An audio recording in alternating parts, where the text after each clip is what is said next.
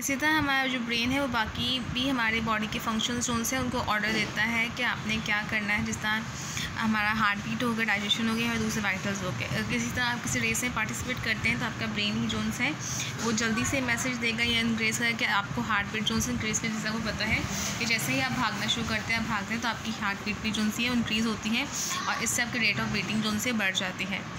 The changing in the rate of heartbeat and breathing takes place automatically. The function of breathing and heartbeat are involuntary functions. You do not consequently control these functions. Your nerve system control them. जी, अब आपका जब आप breathe कर रहे हैं, जैसे आप भागेंगे तो आपकी जो हार्ट बीट है वो ज़्यादा होगी और आपका जो हार्ट रेट है वो भी ज़्यादा हो जाएगा।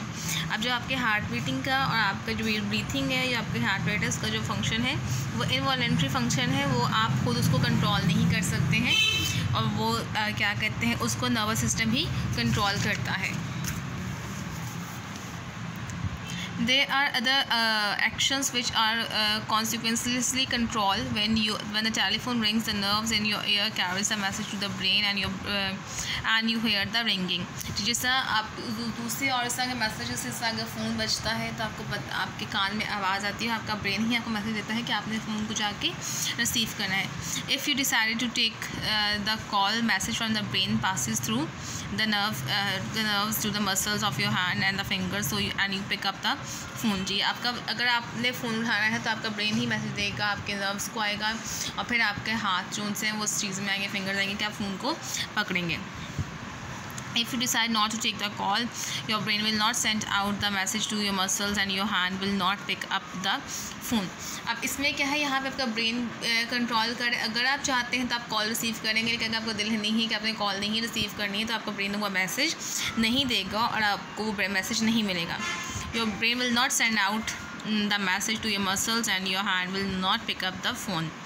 This is an example of voluntary action. All the activities that you do consciously are the voluntary actions. वो चीज़ें जो हम लोग कॉन्शियसली करते हैं, हम खुद करते हैं, हमें पता है कि चीज़ हो रही है, हमारी मर्ज़ी से वो जो चीज़ होती है वो वॉलेंट्री एक्शन में होती है। जैसा फ़ोन का बजना है, अब आपको पता है भूख लग रही है, लेकिन जब हम लोग गुस्से से क्या करते हैं कि मैंने खाना नहीं खाना है अभी, तो उसमें हम क्या करते हैं, वो हम कॉन्शियसली इस बात का एक्शन देते हैं कि जी हम किसी से गुस्सा है तो हम गुस्से में आके खाना नहीं खाते हैं। इवन हमें पता है कि भूख है, अब खाना नहीं खाएंगे तो हमें ब्रेन आपको मैसेज देगा कि ठीक है अब तुमने खाना नहीं खाना, क्योंकि आपने खुद उस चीज़ को डिसाइड किया है। जैसा फ़ोन की एग्जांपल है कि फ़ोन बजा, लेकिन आपने डिसाइड किया कि अपने फ़ोन नहीं उठाना, तो ब्रेन आपको मैसेज नहीं देगा। अब आपको भूख लगी है, आपके ब्रेन ने आपको बताया है कि आपने खाना आपके लिए ज़रूरी है इस टाइम पे, लेकिन हम क्या करते हैं, हम लोग हमें कोई गुस्से में होते हैं जी मैंने खाना नहीं खाना, ये खाना मेरे पसंद का। तो इस तरह की चीज़ें जो उनसे इस तरह के एक्शन हमारी बॉडी उस टाइम हमें किसी चीज़ को हाथ नहीं लगाते हैं खाने की, तो ये हमारे वॉलेंट्री एक्शंस में आता है। What would happen if the part of the brain that controls the muscles or the nerves that carry messages to the muscles are damaged? The hands or feet will not be able to move. This happens to victims of a disease called polio. This disease usually affects children. For protection against this disease, all children under the age of 5 should take the polio vaccine. क्या होगा कि अगर हमारा जो brain है, जो muscles को control करता है और नर्व्स को कंट्रोल करता है, वो मैसेज को भेजना ही छोड़ दे, डैमेज हो जाए, तो उसमें क्या होता है कि जो हमारे हैंड्स हैं और फीट्स हैं वो काम करना छोड़ देते हैं, वो सीधे से काम नहीं करते हैं और इस तरह ब्रेन से जो मैसेज है उन मसल्स को नहीं मिल पाता है। ये कब होता है, ये उन विक्टिम्स के साथ होता है, ऐसे पेशेंट्स जो पोलियो की प्रॉब्लम को फेस करते हैं, जिसमें जो आपके लेग्स के मसल्स हैं वो उतने स्ट्रॉन्ग नहीं होते हैं कि वो मूव कर सके, चल सके। जिस तरह आप चलते हैं तो आपका ब्रेन ही आपको एक्शन देता है, आपको मैसेज देता है कि आपने चलना है, अपने कदम को उठाना है। और इस तरह जब उनमें जिनके ब्रेन वो पार्ट कमज़ोर हो जाता है तो उनको पोलियो की जो एक बीमारी होती है वो हो जाती है। इसलिए पोलियो से बचने के लिए पोलियो की जो वैक्सीन है उसको लगवाना चाहिए है।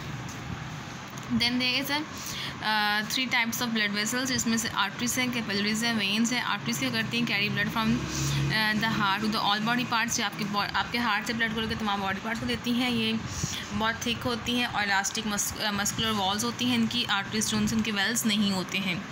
अब कैपिलरीज क्या करती हैं, ये कनेक्ट होती हैं वेन्स के साथ। इनकी जो ये बहुत थिन वॉल्स में होती हैं, ब्लड को ऑक्सीजन में ट्रांसफ़र करती हैं, ठीक है, इनकी भी कोई वेल्स नहीं होती हैं।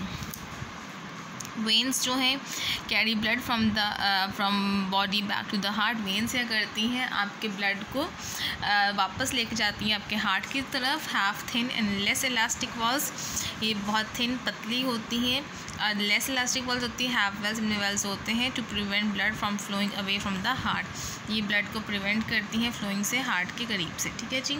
Now you have to complete this one activity at home on book page number 11, this one column, and checking the options, this one, and also do this one activity, then send me the picture of your work.